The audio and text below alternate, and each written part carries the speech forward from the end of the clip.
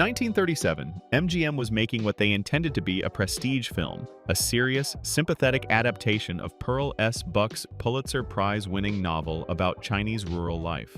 It was called The Good Earth, and the studio wanted it to be important. They cast the lead roles with great care. And when it came to the lead female character, a Chinese peasant woman named Olan, they gave the part to Louise Rayner, a white Austrian actress who would go on to win the Academy Award for the performance. The most famous Chinese actress in America at the time was not considered for the role. She wasn't even really in the conversation. And this wasn't some unknown, struggling performer being overlooked. She had been a working film actress for nearly 2 decades. She had starred in dozens of pictures. European royalty had attended her performances. Fashion magazines on 3 continents had put her on their covers. She was, by any reasonable measure, a star. Her name was May Wong, and her story is one of the stranger and more frustrating ones in Hollywood history. A career defined as much by what she was denied as by what she accomplished, which was still, against considerable odds, quite a lot. She was born Wong Liu Tsong on January 3, 1905 in Los Angeles. Her family had been in California for 3 generations by then. Her grandfather had come over during the Gold Rush era. Her parents were both American-born. This is worth pausing on, because for her entire life and career, she would be treated as a foreigner in her own country, 3rd-generation American and still exotic. The family lived in Chinatown, where her father ran a laundry that his own father had originally started. It was a crowded, busy household. Anna May was the second of 7 children, and the neighborhood around them was tight-knit, but lived under real legal pressure. The Chinese Exclusion Act was still on the books, restricting immigration and citizenship in ways that applied specifically and exclusively to Chinese people. The community had built itself up through enormous effort in the face of that pressure, but the pressure was constant and real. What cut through all of that for young Anna May was the movies. Los Angeles in the early 1910s was in the middle of a film industry explosion, and she was captivated by it almost from the start. Production crews regularly came to film in Chinatown. They liked the look of the neighborhood, the atmosphere, and she would skip school to stand on the sidelines and watch. She saved up change to buy herself a second-hand camera. She was teaching herself to see like a filmmaker before she was a teenager. Her father was not enthusiastic. In Chinese-American communities at the time, acting carried a real social stigma. Performers ranked low in traditional Chinese hierarchy, and the idea of his daughter displaying herself before strangers for money was deeply uncomfortable to him. But she was not a kid who was easily talked out of things. She had decided she was going to be in the movies, and she meant it. By the time she was 14, she had talked her way into an audition. A film called The Red Lantern was shooting in Los Angeles and needed Chinese extras. She got herself in the room, got cast, and appeared briefly in the background. That was all she needed to know she was on the right track. She started working as an extra more regularly after that, lying to her parents about where she was going. She was a natural. She understood instinctively how to work with the camera, how to find the light, how to communicate without words in the silent film era. Directors noticed. By 1921, when she was 16, she had landed a real part. The film was The Toll of the Sea, which was notable for being one of the earliest movies shot in the 2-strip Technicolor process, an early and still experimental form of color filmmaking. She wasn't in a supporting role. She was the lead. The story was a loose retelling of Madama Butterfly, moved to China, following a Chinese woman who falls in love with an American man, has his child, and is eventually abandoned when he goes back to America to marry a white woman. She played the lead character,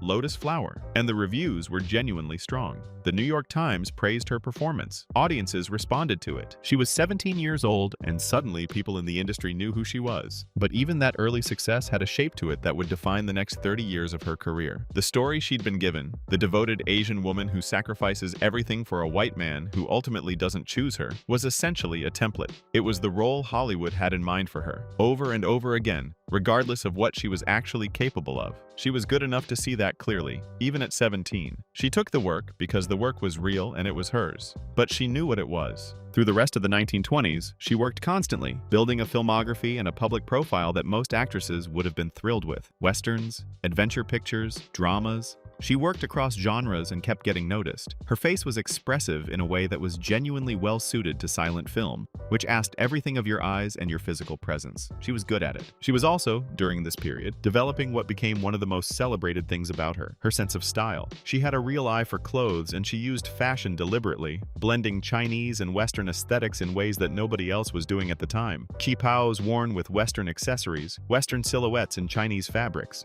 The fashion press loved her, European couture houses sought her out. She became one of those people who just seemed to understand, instinctively, how to present herself, and it made her famous in circles that went well beyond movie-going audiences. In 1924, she had a supporting role in The Thief of Baghdad, alongside Douglas Fairbanks, one of the biggest productions of that era. She was good in it. The film was massive. Her profile kept rising. But through all of this, a pattern was hardening around her that she couldn't work her way out of, no matter how good the notices were. When a studio needed an Asian actress for a supporting part, the mysterious servant, the treacherous villain, the tragic woman who didn't survive to the third act, they called her. When they needed someone to play the actual lead, the character who got the love story and the happy ending, they cast a white actress, sometimes in yellowface, with tape and prosthetics to suggest Asian features. This was completely standard. It wasn't considered unusual or problematic by the industry at the time. It was just how things were done. Part of this was legal, which is almost hard to believe when you say it out loud. Anti-miscegenation laws in California prohibited relationships between white people and non-white people, and the studios interpreted these laws as covering on-screen romance too. If a film had a love story between a white character and a Chinese character, and the white character was played by a white actor, then a Chinese actress couldn't play the Chinese character, because that would mean simulating an interracial relationship on camera, which the legal climate of the time treated as impermissible. She was literally barred by law from kissing her white co-stars. The practical result was almost absurd. The most famous Chinese-American actress in the country was considered too Chinese to play Chinese women in leading roles. Those roles went to white women made up to look Asian.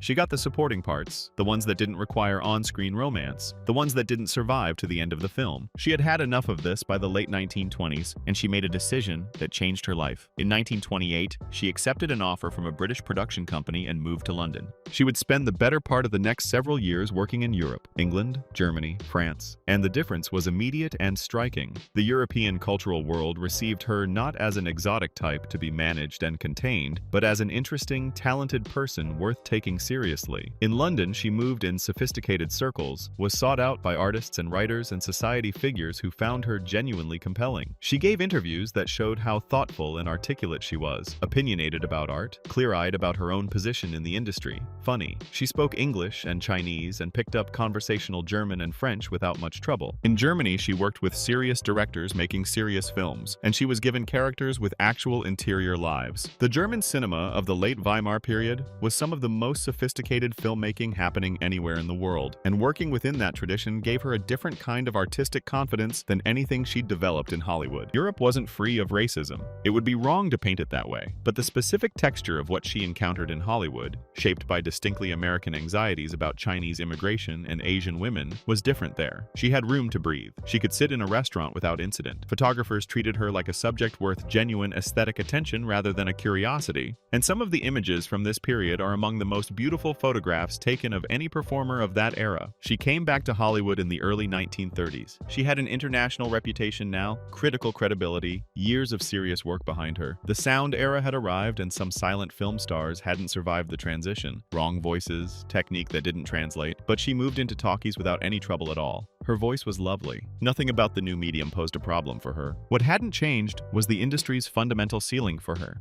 She made a series of early sound films that are worth watching today, mostly because of how much she managed to do with limited material.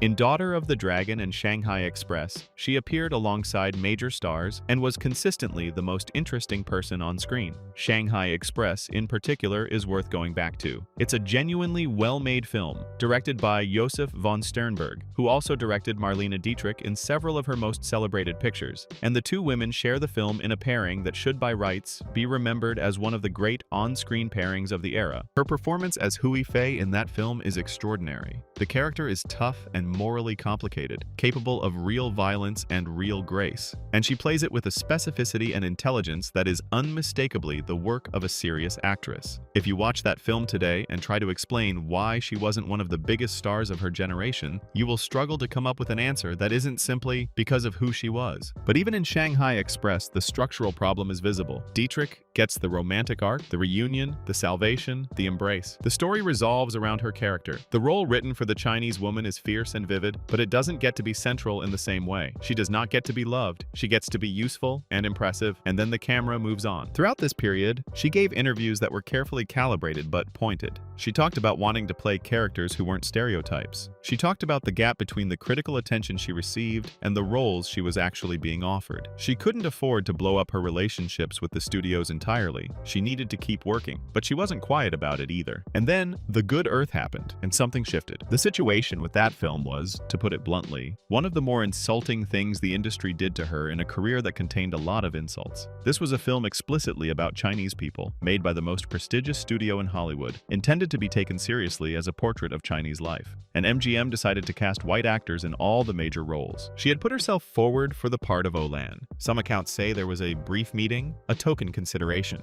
Others suggest the yellowface casting was decided long before any conversation with her took place. Either way, the part went to Louise Rayner, who won the Oscar for it. The film was celebrated as sensitive and important. Critics praised its humanistic depiction of Chinese peasant life. The woman at the center of that depiction had tape pulling back the corners of her eyes. She spoke about it publicly, more directly than she usually allowed herself to be. She pointed out the obvious, that she was a Chinese-American actress who had been passed over for a Chinese role in favor of a white actress, and that this was not the first time it had happened. She said it without melodrama, just as a fact, which somehow made it land harder. Then she went to China. She traveled through her ancestral homeland for an extended period in 1936 and 1937, and the trip was genuinely complicated for her. She was famous there. The Hollywood films had been exported internationally, and people knew who she was. But she was also received with real ambivalence in some quarters, because the version of Chinese womanhood she had represented on screen was the dragon lady, the fallen woman, the exotic villain. Some Chinese critics and commentators had been saying for years that her Hollywood work was damaging, that it reduced and degraded Chinese women in front of global audiences. She took those criticisms seriously. She wrote and spoke about the bind she was in with unusual candor. She hadn't chosen those roles. She'd fought for better ones and been turned down, and she'd ultimately taken what she could get because the alternative was not working at all. But she also genuinely engaged with the question of what harm those images did, and she came back from the trip more committed to finding a different path forward. The Second World War brought a strange and temporary shift in her situation.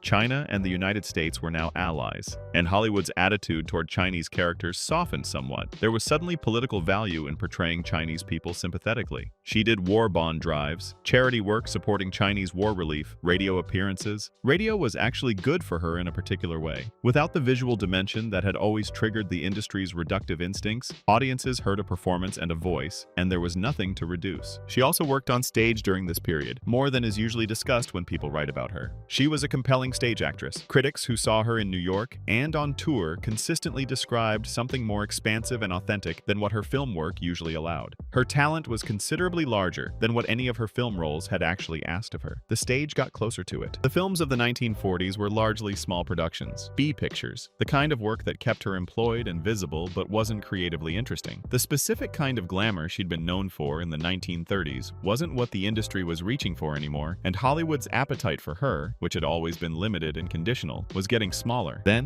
in 1951, she became the first Asian American to headline an American television series. The show was called The Gallery of Madame Liu Tsong, and notably, it used her birth name rather than her stage name, Liu Tsong rather than May Wong, which feels like a quiet, deliberate choice. She played an art gallery owner who solves mysteries, which gave her a character who was competent, professional, and central to every story. Not a servant, not a villain, not a woman who had to die before the white characters could have their ending. The show only ran one season, but the fact that it existed at all, that she pushed for it, built it, put her name on it, was genuinely significant. She never married. It came up constantly in interviews throughout her career, and her answers to it were always more revealing than the question deserved. She explained the math plainly. The anti-miscegenation laws meant she couldn't legally marry a white man in most states, and in her own community, marrying a Chinese man would have effectively ended her career because the expectation would have been that she stop performing. She was caught from both sides, so she remained independent, by choice and and by circumstance at the same time. There are historians and biographers who have written carefully about the possibility that her private life was more complex than the public record shows, that she had significant relationships with women that the era would never have permitted her to acknowledge publicly.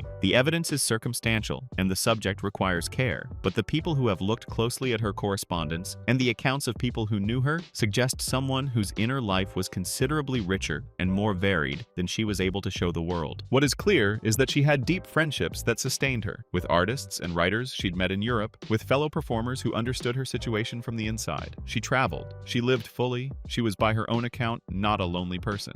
But the structure of her life was shaped at every turn by limitations that were imposed on her rather than chosen, and she navigated that with more grace than most people could have managed. Her health started declining seriously in her late 40s. She had struggled with alcohol, which was not uncommon among people carrying the kind of sustained professional stress she'd carried for decades, and she developed liver disease. By the late 1950s, things were not good physically. She was still working when a role came through that genuinely excited her. A part in Flower Drum Song, the Rodgers and Hammerstein film about a Chinese-American community in San Francisco. It was going to be one of the first major studio films with an almost entirely Asian cast, and it would have been a meaningful thing to be part of. She was preparing for it when she died, at home in Santa Monica, on February 3, 1961. She was 56 years old. The obituaries were decent, but they didn't quite know what to do with her. They listed her firsts, praised her beauty, acknowledged that she had persevered through a great deal. What they didn't have the tools to do yet was reckon fully with the scale of what had been done to her, or to situate her work as the serious artistic achievement it actually was. That would take longer. She faded from mainstream attention in the years after her death, not from the attention of the communities whose history she represented. Asian American artists and scholars knew who she was and what she meant, but from the broader popular conversation, she mostly disappeared. The reassessment came gradually. Film scholars started writing seriously about her in the 1970s and 80s, looking at her career through the lens of both race and gender, and finding in it a case study in how Hollywood's structural limitations operated. Her fashion work was rediscovered and recognized as genuinely innovative. She had been doing something real and original with her personal style that predated by decades the kind of East-West aesthetic blending that later became fashionable. Museum shows were mounted. Her films were restored and screened again. In 2022, the U.S. Mint put her on a quarter as part of the American Women Quarters program, her face on American currency more than 60 years after her death, as an acknowledgement that her country had not managed to honor her properly while she was alive. It's worth being careful about how you frame that kind of belated recognition, because there's a version of it that's too tidy, the narrative that says she suffered and struggled, but history eventually corrected itself and now justice has been done. That version is too easy, and it lets the industry and the country off too lightly. What was taken from her cannot be given back. The roles she deserved and didn't get are gone. The creative years she spent on B pictures and supporting parts because nothing better was available are gone. The people who saw those early Hollywood images of treacherous, tragic Asian women and absorbed them as normal, all the cultural damage those images did rippled out in ways nobody has fully traced. What the retrospective appreciation can do, when it's honest, is look clearly at the system that produced her experience and ask whether variations of it persist. The answer to that question, as anyone working in the entertainment industry knows, is yes. The specific laws are gone. The specific practice of yellowface casting is largely gone, but the underlying machinery, which stories get told, who gets to be complex and human on screen, who gets the romantic lead, and who gets the supporting role that doesn't make it to the third act, is still there, still exerting pressure, still requiring the same negotiations from the same kinds of people. Her story is useful precisely because it is specific and documented and concrete. It shows the mechanism working. It shows what it cost a particular person who ran into it at full force, every day, across an entire career. She was exceptional. The talent, the resilience, the style, the intelligence, but the experience she had was not exceptional. It was standard. It happened to people who were less famous and less resilient and less able to find any workaround at all, and their stories mostly went unrecorded. She kept working. That's the thing that stays with you when you go through the whole arc of her life. Through every insult and limitation and closed door, she found the next thing to do, and she did it. She went to Europe when Hollywood couldn't see her. She came back. She moved into sound when silent film ended. She went to China when she needed to understand something about herself and her work. She moved into television before most of her peers had figured out what television was. She was cast, and she was preparing for a film she never got to make. She was good at her work, and she knew it, and she didn't stop.